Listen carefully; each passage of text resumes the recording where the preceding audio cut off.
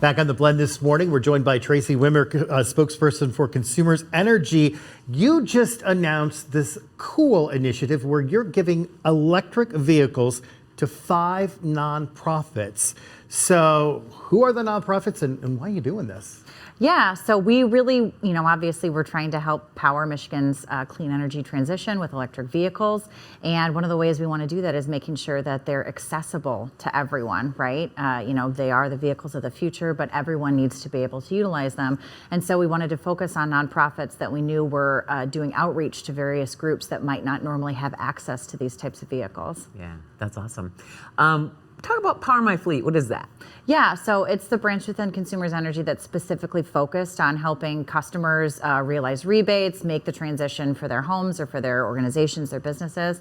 And we have funding set aside within Power My Fleet for specifically these types of things. So it's also where we, I mentioned before that we helped schools across the state get electric vehicle school buses, right? Yeah. So it's the same kind of programming. And like I said, it's really about making sure that everyone has access to this clean energy transition. Well, and you think about it, they're electric vehicles, but they're accessible. So that's important. Yeah, absolutely. People need to be able, from every background, from every ability type, need to be able to utilize these vehicles, and especially nonprofits that are helping thousands of people in their various communities, right?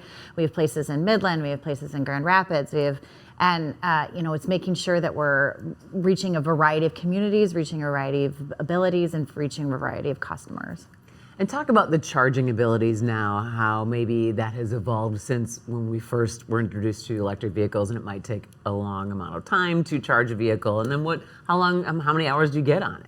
Yeah, and so it varies depending on the vehicle, right? But certainly the charging time has improved, and also one of the biggest things that's helping is that we're installing chargers with these. We're not just giving them the vehicles, we're also putting the chargers in as well. Yeah. And so we're trying to make it easier. We're trying to get more chargers online across the state. I mentioned earlier this year that we helped like multifamily complexes across the state have access to them as well.